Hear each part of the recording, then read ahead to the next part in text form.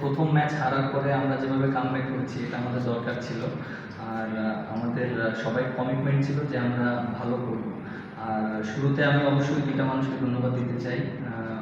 যেহেতু ব্যাটিংটা অনেকদিন কাজ করছিলাম লোকাল, আমি আমাদের কোচ যে আছে বাবু স্যার, তাকে অবশ্যই অনেক থ্যাঙ্কস দিতে চাই। এবং অ্যাট দ্য সেম টাইম আমাদের টিমের যে ম্যানেজার আছে নাফিস ইকবাল ভাই, তিনি আমাদের সবসময় মানে বুস্ট আপ করে। বিশেষ করে আজকেও যখন ব্যাটিংয়ে যাচ্ছিলাম বারবার আমাকে একটা কথা বলছিল, মিরাজ তুই কিন্তু প্রপার ব্যাটসম্যান এবং তোর কিন্তু 100 রান আছে এবং তুই কিন্তু ওইভাবে আমাকে সবসময় চেষ্টা করে বুস্ট আপ করার জন্য।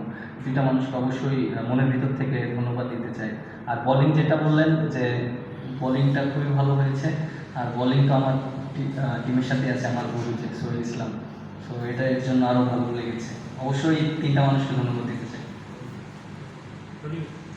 ঠিক আছে, ব্যাটিংয়ের ওই সময় যখন তানজিম আউট করে আরও হাসান ব্যাট করতে পারে অবশ্যই, খুব ভালো ব্যাট করছে, কিন্তু লাস্ট উইকেটে এক বলে যেমন ছিল ওই সময়টা আপনার কি ছিল। তারপরে ওভারে যখন পাঁচ বলে সিঙ্গেল দিলেন, তারপরে কি বলেছে পাঁচটা বল সার্ভাইভ করার ওই সময়টা আপনার কি ছিল আরেকটা? দেখেন,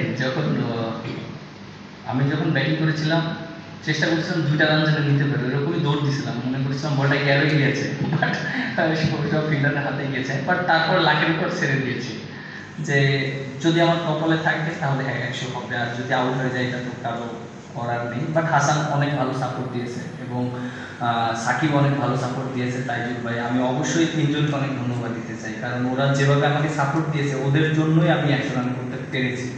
সো এটা খুবই ভালো লেগেছে।